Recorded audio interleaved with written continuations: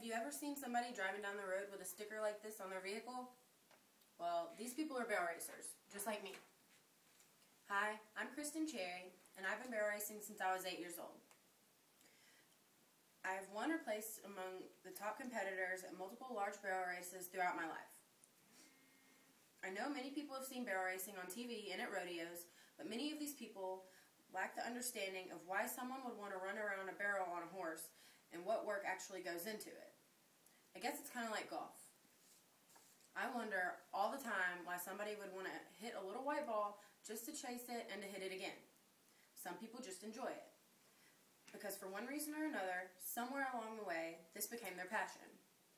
Well, barrel racing is my golf, or soccer, or whatever thing it is that you can't see yourself not doing. Although it seems like a simple sport, there are many factors like what barrel racing is, the horses, and the equipment used that will help people's understanding of barrel racing. According to Merriam-Webster, barrel racing is a rodeo event for women in which a mounted rider makes a series of sharp turns around 3 barrels in a cloverleaf pattern. It is a timed event that requires practice and stamina for both horse and rider. Although it used to strictly be a woman's sport, today barrel racing has branched off from the rodeo scene to a new show of its very own.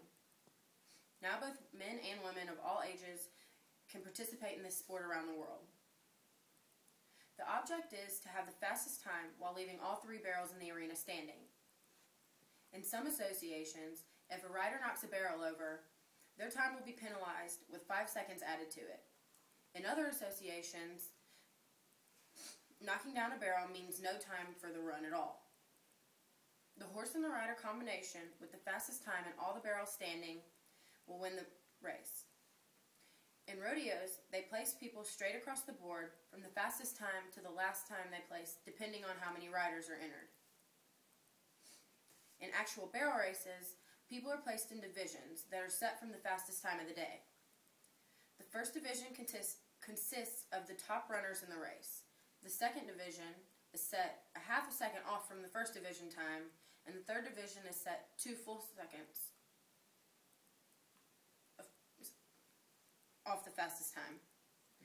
3 divisions is usually the set amount, but some associations have added a 4th and a 5th division to give more people a chance at placing and making a paycheck. They try to make it fair for everyone, but at the end of the day it is still a race, which means that some people may not be very happy with the turnout.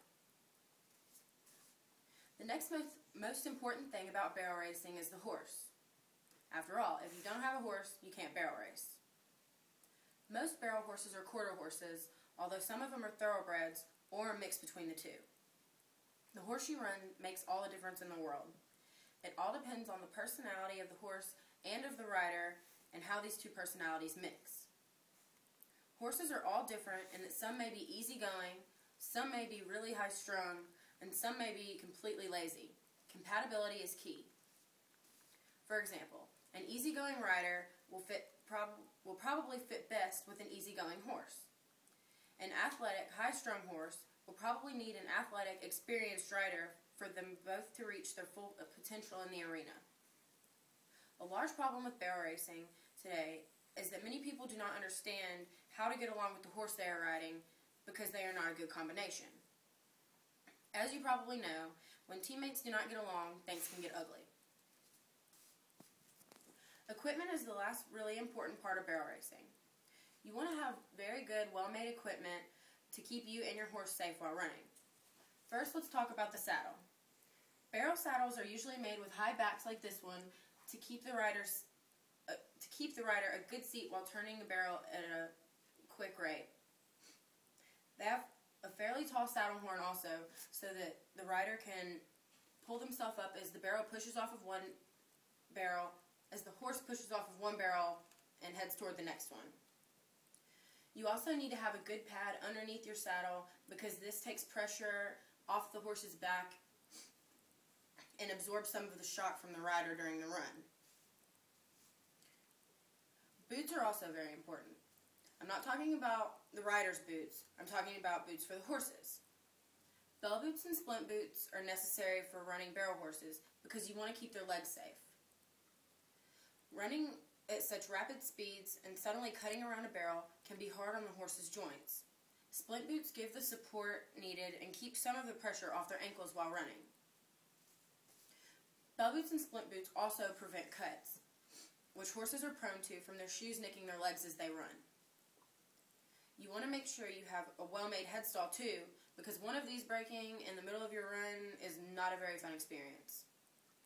All of these things will give you what you need to have a safe ride most of the time, with the exception of malfunctions.